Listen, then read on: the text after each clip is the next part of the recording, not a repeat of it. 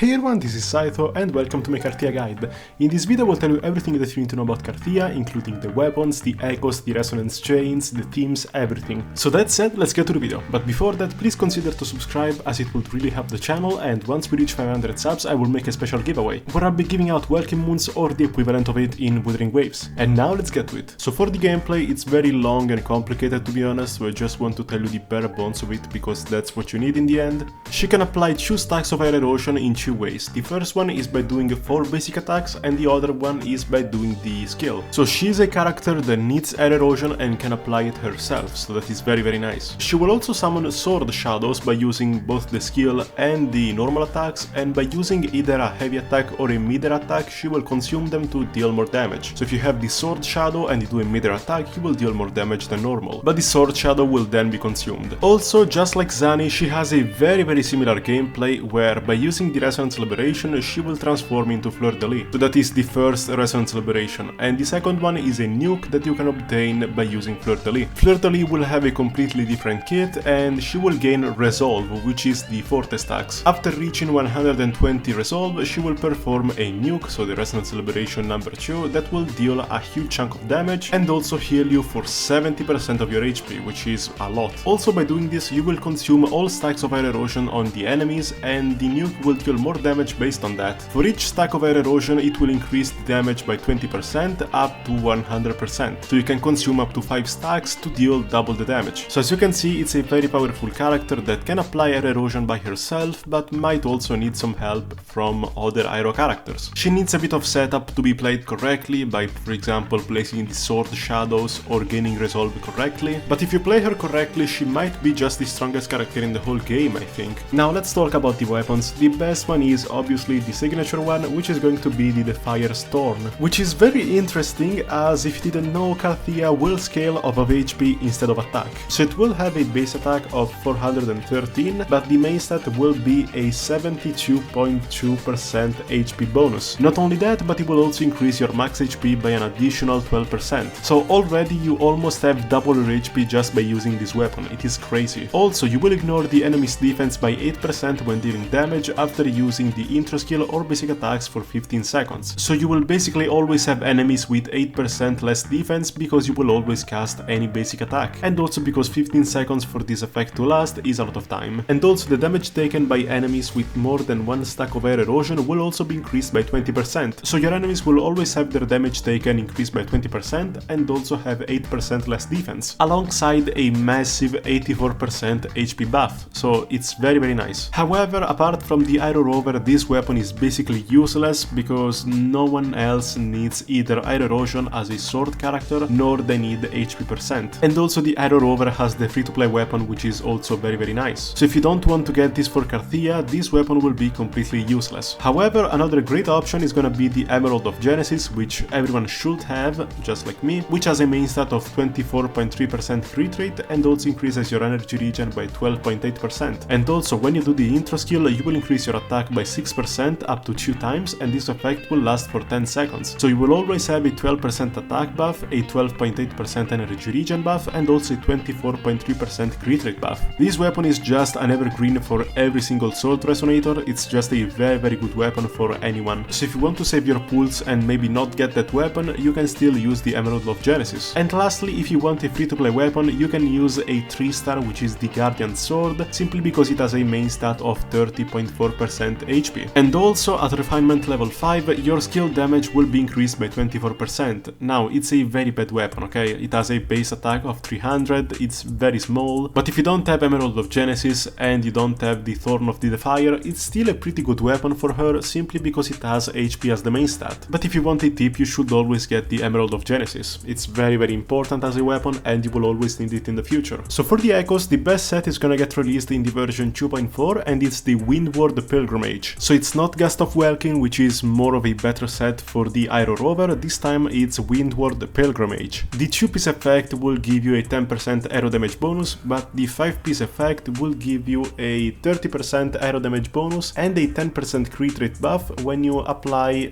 air erosion. And these effects will last for 10 seconds, so she will basically always have a 40% aero damage bonus and a 10% crit rate buff because she always applies air erosion. And the main echo will be Fleur de Lis. which also gives you a 20% aero damage bonus because it's Cartethyia. And yes, Fleur-de-Lis will also be the main echo of the Windward Pilgrimage, not only Gust of Welkin. Now, if you don't have the main set yet, obviously you can go for half Gust of Welkin and half Sierra Gale, which will give you a 20% aero damage bonus, but it's kinda ass, to be honest. Or you could go for 5 pieces Gust of Welkin, but usually it's much better to have 4 pieces of Pilgrimage. Now, for the main stats and substats, you have to keep this in mind that she scales off of HP, not attack. So for the 4 cost, you will need either crit rate or crit damage, but crit rate is a bit better, and for the 3 cost aero damage bonus. In case you don't have aero damage bonus, however, you can go for HP, and for the 1 cost, always go for HP percent. For the substats, you should go for crit over HP over maybe energy regen, but you should always prioritize HP. I think she's the first main DPS who scales off of HP, so you need to prioritize that. And the 5-piece set will give you a 10% crit rate and a 30% aero damage bonus when you hit an enemy affected by air erosion. Now for the teams, something is very clear, that you will always need the Aero Rover. Like, the Aero Rover with Cartethyia works very well simply because he has a lot of things that are going on with her. The most obvious example is the fact that he has the free-to-play sword, which will directly buff Cartethyia. So it would be very nice to use him with Cartethyia, and you might not use the Spectral Rover with, for example, Zani. Also, the Aero Rover works as a healer too, so you will not have to use the slot for Shorekeeper, and you could just use the Rover. Which means if you're like me and you don't have Verina, you can use the Shorekeeper in one team, and in the other one just use the Aero Rover, so it's very nice. And you also have one spot left behind for the sub DPS, and in this case I think that a very nice team would be Cartethyia, Chacona and the Aero Rover. Chacona is very nice when it's about applying air erosion. Cartethyia is just a very nice main DPS that works with air erosion. The reason is because the Aero Rover is able to change any negative status into air erosion stacks, and Phoebe is very good at applying Spectrofrazzle, so if you pair them two together, then you will have just a lot of Spectrofrazzle that will become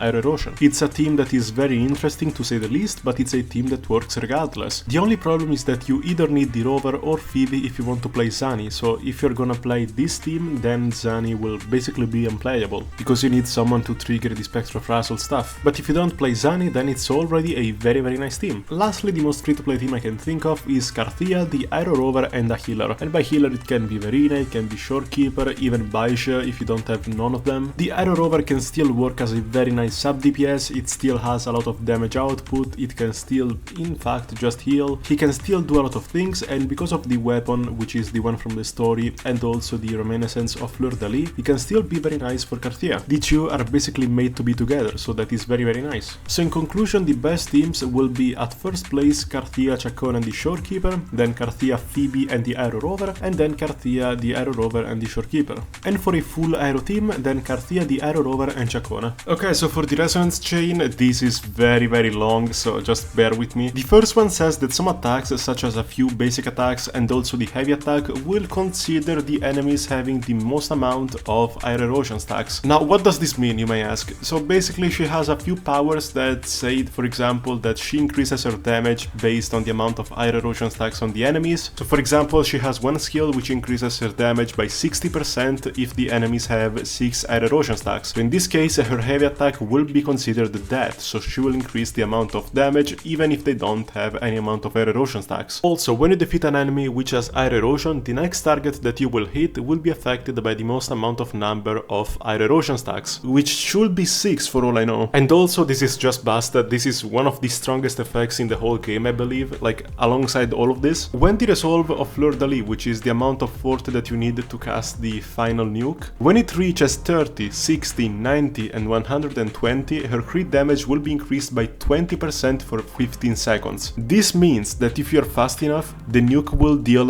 80% crit damage more, alongside all of her attack. Do you understand how broken this is? This means that Fleur-de-Lis will almost always have an 80% crit damage buff. It's crazy, it's absolutely crazy, also alongside all of these other things. However, after you use the Resonance Liberation, this effect will obviously vanish. But I strongly believe that this is one, if not the strongest constellation in the whole game. The second Resonance Chain is also pretty nice, but not as strong as the first one, I believe. It is just more solid. For example, it increases your basic attack damage by 80% and your plunging attack damage by a whopping 300%. Also, when you do the meter attack, so you can recast the Sword Shadows, for every Sword Shadow you will reduce the cooldown of the skill Cartethyia by 3 seconds. So usually there are 2 Sword Shadows, so you will just reduce it by 6 6 seconds, which is alright. And also using the Resonance Aberration will increase the max amount of stacks of air erosion by 3 stacks. So if you didn't know, the Iron Rover can do just that, but at least she can do it too. And also the next attack will inflict 3 stacks of air erosion on the enemy and trigger some air erosion damage without consuming the air erosion stacks. So that is fine, but I think that the first one is by far the strongest one. The third one is very nice, it's just alright, a very huge consistency buff. Basically all of your attacks will now increase the amount of air erosion stacks by 2, like now many of your attacks will do that, so it's fine. And it also increases the damage multiplier of one of your resonance skills, which should be the one of Fleur de Lis, by 100%, which is alright again. So it's a very nice one. In the end it's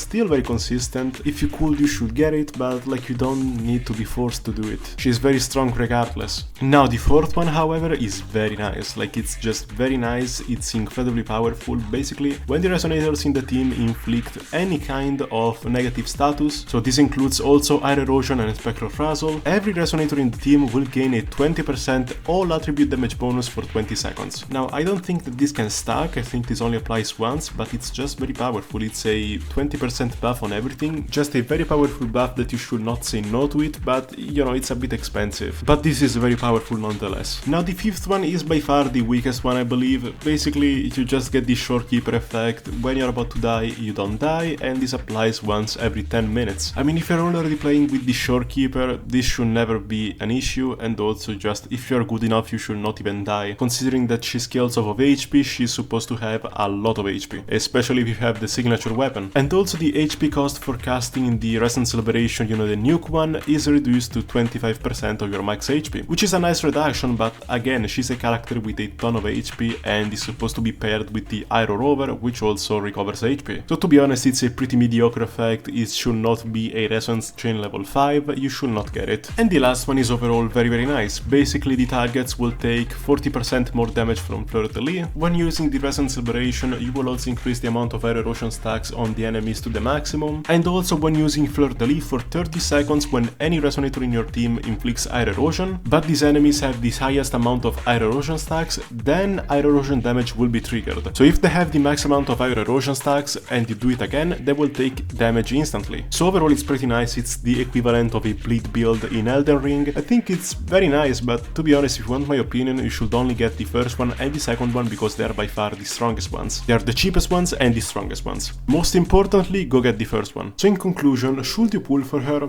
Honestly, yes, I think you should. She's a very powerful character damage-wise and also lore-wise, like she's very important. She has a very nice gameplay in many forms. She can do a lot of things that makes her actually very unique, which is very nice. And she can also work just fine with just the Iron Rover and the healer, so that's also very nice. She's a free-to-play friendly character, which can also be heavily boosted if you pair her with Chacona, Phoebe, or maybe other characters. So I hope that you liked this video, and if you did, subscribe, and I'll see you in the next one. Bye!